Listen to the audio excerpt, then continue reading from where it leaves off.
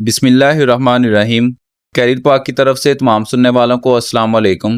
Viewers, FIA की जितनी भी पोस्ट आई थी उन सब का जो रिटन टेस्ट है उसकी रोल नंबर स्लिप अपलोड कर दी गई है, जिसको आप वर्चुअल यूनिवर्सिटी के वेबसाइट के इस पेज पे आके डाउनलोड कर सकते हैं। इसका लिंक मेरे कमेंट सेक्शन में भी पिन है और इस वीडियो की डिस्क्रिप्शन में भी मैंने ऐड कर दिया है। वहाँ पे आप एक सिंगल क्लिक करके इस पेज पे आ सकते हैं, जिसके ऊपर आपने सबसे पहले अपना CNSE इंटर करना है, फिर अपना मोबाइल नंबर देना है जो आपने अप्लाई करते वक्त इंटर किया था।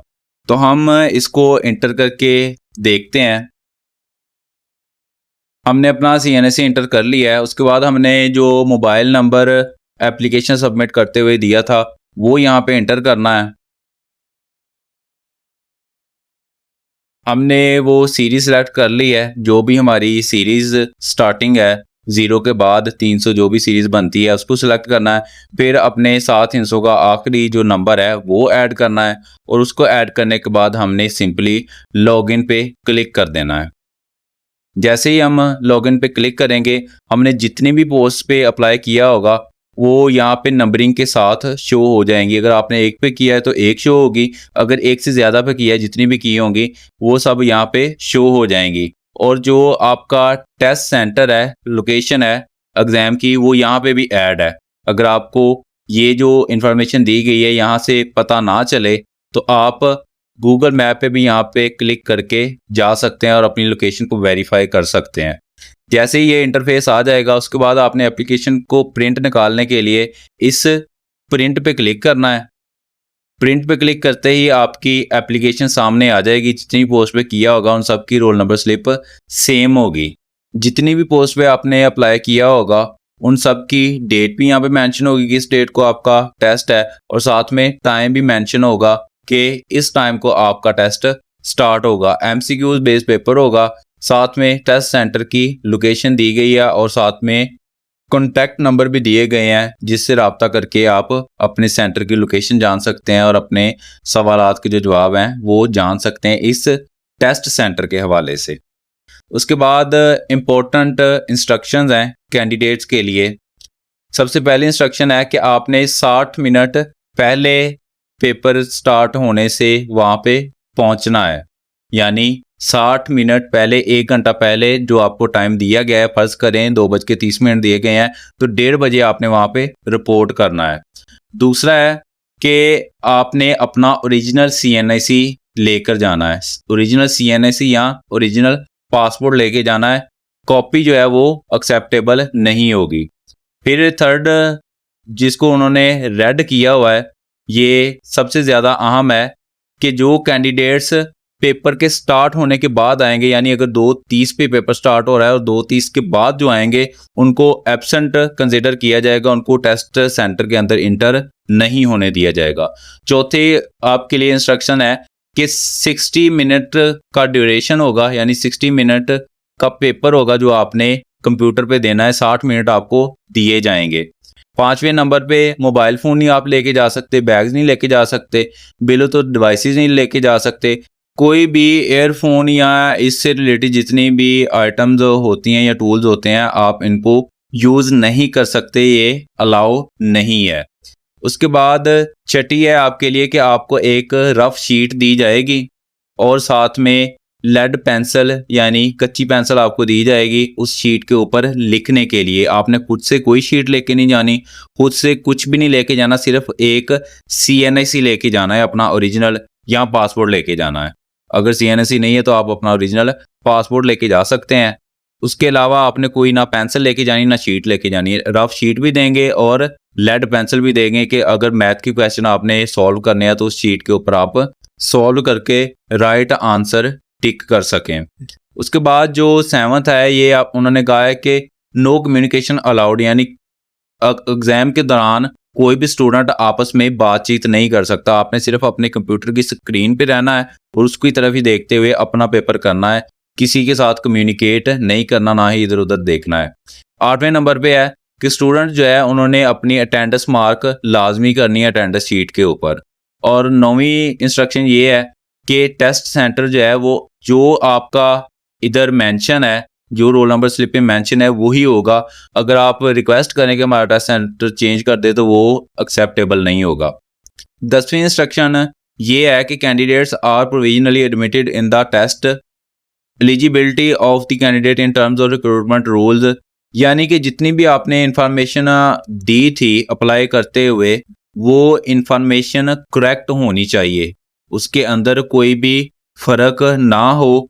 अगर कहीं पे किसी डॉक्यूमेंट में फ़र्क नज़र आ गया, अभी तो आपके डॉक्यूमेंट चेक नहीं करेंगे, लेकिन जब ये चेक करेंगे, मोस्टली इंटरव्यू के अंदर चेक करते हैं, तो तब अगर कोई डिफरेंस आया तो वो कैंडिडेट जो है वो एलिजिबल होगा, उसको वहीं से रिमूव कर दिया जाएगा, चाहे उसने ये टेस्ट क्लियर कर लिया हो। और 11वें नंबर पे है कि आप असला नहीं लेके जा सकते और धमाका खेज मवाद नहीं लेके जा सकते।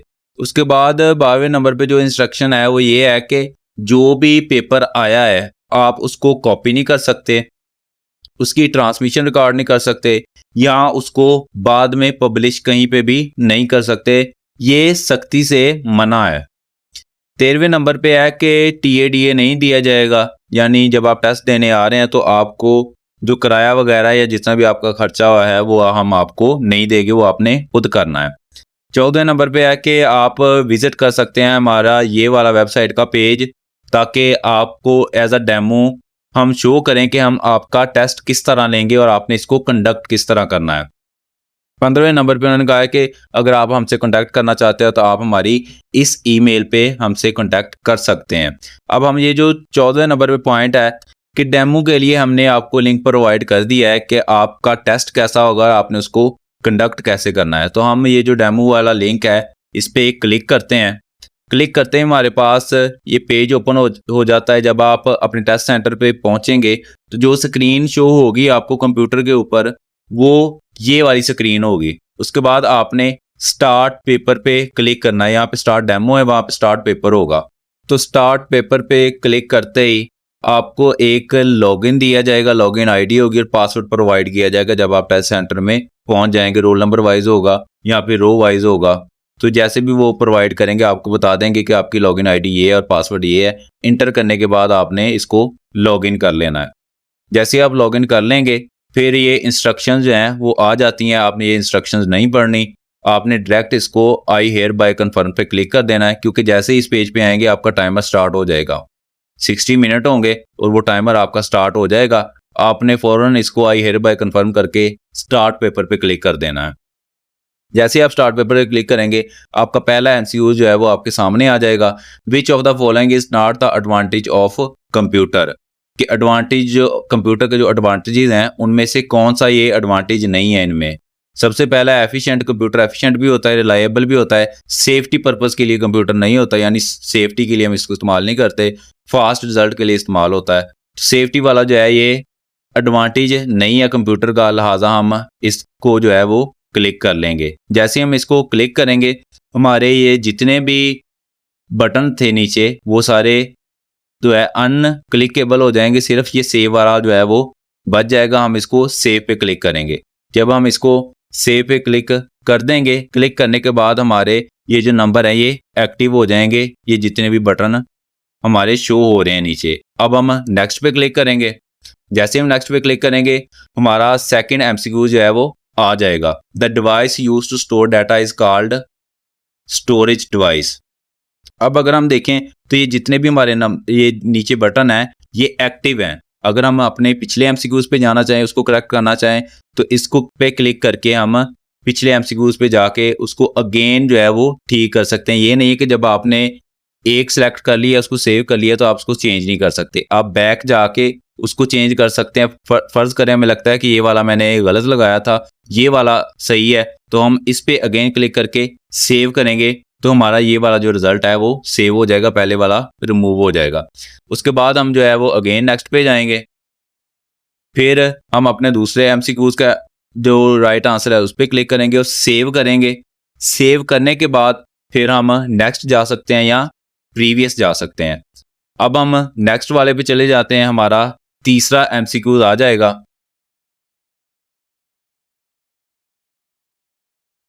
अब हमारा तीसरा जो एमसीक्यू है वो है mouse is a. Output device, pointing device, mobile device, touch device. तो ये पॉइंटिंग डिवाइस है क्योंकि ये वाला जो पॉइंटर मूव हो रहा है इसको पॉइंटर कहा जाता है और ये पॉइंट आउट करता है कि हम किस जगह पे जा रहे हैं, कौन सा हम वर्क कर रहे हैं, किस पे हमने क्लिक करना है। तो ये पॉइंटिंग डिवाइस है, हम इसको क्लिक कर लेंगे। क्लिक करने के बाद हम सेव कर लेंगे। उसके बाद हमारे ये जो नंबर है ये एक्टिव हो जाएंगे। ये जो फ्लैग वाला नंबर है ये फ्लैग शो करता है कि फ़र्ज़ करें मुझे कंफर्म नहीं है कि ये पॉइंटिंग डिवाइस है या फिर ये टच डिवाइस है, या ये जो ऑप्शन है मैंने दोबारा लास्ट में जो है वो व्यू करना है। जब टाइम मेरे पास होगा, टाइम बचेगा, तो मैं इसको दोबारा इसके ऊपर सोचो विचार करूँगा कि ये मेरा राइट आंसर बनता है या नहीं बनता, या इसके अलावा कोई और है या नहीं है। तो उसके लिए आपने फ्लैग पे क्लिक कर देना है। जब आप फ्लैग पे क्लिक कर देंगे तो ये वाला जो आपका एमसीक्यूज़ है वो फ्लैग हो जाएगा। आपको निशानदेही हो जाएगी कि आपने ये वाला एमसीक्यू जो है वो करना है। फ़र्ज़ करें अब हम चले जाते हैं नेक्स्ट पे। जब हम नेक्स्ट पे चले जाएंगे, अब यहाँ पे ये देखें, यहाँ पे भी एमसीक्यू शो हो रहे हैं 1 2 3 4, टोटल 26 हैं। तो जितने भी एमसीक्यू यहाँ पे शो हो रहे होंगे, ये 3 वाला हमने फ्लैग किया था, तो ये 3 वाला जो फ्लैग किया ये पर्पल हो गया है। यहाँ पे बटन का कलर पर्पल है, ये वाला भी पर्पल हो गया है, जो बता रहा है कि हमने इसको रिव्यू करना है। जब हम सारे अपने एमसीक्यूज कर लेंगे उसके बाद हमने इस वाले को अगेन रिव्यू करना है। सेलेक्ट कर लिया है, रिव्यू अगेन करना है। अब फर्ज करें इस वाले का मुझे कंफर्म नहीं है, या ये मैथ का है, मैं चाहता हूं कि मैथ का पोर्शन मैंने एंड पे करना है, तो मैं इसको बगैर टिक किए नेक्स्ट पे जा सकता हूं। अब जब मैं नेक्स्ट पे जाऊंगा तो जो मैंने अटेम्प्ट ही नहीं किया वो वाइट होगा, जिस तरह ये 4 वाला वाइट है। तो ये मैंने अटेम्प्ट ही नहीं किया, और ये नेक्स्ट वाले भी मैंने अटेम्प्ट नहीं किए, ये वाइट हैं। लेकिन जो मैंने अटेम्प्ट कर लिए हैं, जो मुझे कंफर्म है कि ठीक है, वो ग्रीन है। और जो मैंने फ्लैग पे क्लिक किया उसको मैंने अटेम्प्ट किया है, जो मुझे लग रहा है वो मैंने टिक किया है। टिक करने के बाद नेक्स्ट पे गया हूँ। ये फ्लैग वाला जो है ये मैं एंड पे रिव्यू करूंगा, यानी अगर मैं इसको रिव्यू नहीं भी करता तो वो मेरा जो ऑप्शन मैंने सेलेक्ट किया है वो एज आ मेरा ऑप्शन सेलेक्ट रहेगा, और जो सिस्टम है उसको चला जाएगा कि मैंने ये सिलेक्ट किया है। लेकिन ये रिव्यू सिर्फ मेरे लिए है, ज़हन नशीन करने के लिए कि मैंने ये वाला एमसीक्यूज रिव्यू करना है, मेरे टाइम की बचत के लिए। उसके बाद हम ये जो वाइट वाला है इसे ये समझ सकेंगे कि हमने ये वाला अटैम्प्ट नहीं किया, तो हम इस पे अगेन क्लिक करके अटैम्प्ट कर सकते हैं। अब फर्ज करें मैं नेक्स्ट पे अगेन मूव कर जाता हूं, तो ये 2 मैंने अटैम्प्ट नहीं किए, तो मैं डायरेक्ट ज़रूरी नहीं है यहाँ से प्रीवियस प्रीवियस या नेक्स्ट नेक्स्ट करके मूव आगे करूँ, मैं यहाँ से भी एमसीक्यूज को सिलेक्ट कर सकता हूँ। फ़र्ज़ करें अब मैं चाहता हूँ कि मैं मैथ के जो 2 ये मैंने एमसीक्यू छोड़े हैं इनको अब मैं अटैम्प्ट करूँगा, तो मैं इस पे क्लिक करूँगा। डायरेक्ट क्लिक करते ही मेरे पास वो एमसीक्यूज आ जाएगा जिस पे मैंने क्लिक किया है। अब मैं इस मैथ की फर्स्ट कॉल स्टेटमेंट है कोई, उसको सॉल्व करूँगा, जो शीट लेड पेंसिल दी गई होगी, फिर वहाँ से राइट ऑप्शन पे टिक करूँगा, देन उसको सेव कर दूंगा। अब यहाँ पे भी आपका एक इंटरफेस शो हो रहा होता है जो बताता है कि इतने % आपने पेपर कर लिया है, जिसमें से आपने अटैम्प्ट किए हैं टोटल 3, यानी जो आपने राइट अटैम्प्ट किए हैं जिसके आपको कोई शक नहीं है वो 3 है, और फ्लैग्ड जिन पे आपको शक है कि आपने लास्ट पे चेक करना है इनको अगेन एक दफ़ा, लेकिन आप सिलेक्ट कर चुके हैं, वो 1 है और टोटल 26 हैं, और 15% आपने कर लिया है। तो इस तरह आपने सेव करके नेक्स्ट करते जाना है, और इसी तरह अपना पेपर आपने करना है। ये जितना भी इंटरफेस था इसका मैंने एक ओवरव्यू आपको दे दिया है। सिलेक्ट करते जाएं, सेव करते जाएं और नेक्स्ट करते जाएं। इस तरह करते करते आप जब लास्ट पे पहुंच जाएंगे तो उसके बाद फ़र्ज़ करें हम ये लास्ट पे चले जाते हैं, 26 वाला, ये कोई जो है वो कोडिंग वगैरह का है, इसको आपने करना है, या यहाँ पे टाइपिंग के लिए है कि आपने टाइप करके कोई आंसर करना है। तो फ़र्ज़ करें ये वाला मैं टाइप करके आंसर कर देता हूँ, तो उसके बाद आपने सेव कर देना है। जैसे ही आप सेव कर देंगे तो आपके पास ये सारा इंटरफेस आ जाएगा। अब यहाँ पे देखें तो मेरे ये जितने भी एमसीक्यूज़ हैं ये सारे करने वाले हैं, ये ग्रीन वाले मैंने कर लिए हैं, ये एक फ्लैग्ड रहता है। अब फ़र्ज़ करो हमने ये सारे एमसीक्यूज़ कर लिए हैं, या जो हमें आते थे वो हमने कर लिए, जो नहीं आते वो हमने छोड़ दिए हैं। आपने छोड़ना कोई नहीं है क्योंकि इसमें नेगेटिव मार्किंग नहीं है, आपने सारे करके आने हैं। फ़र्ज़ करें हमने ये सारे कर लिए हैं, जब हम सारे कर लेंगे तब हम फिनिश एग्ज़ाम पे क्लिक कर देंगे।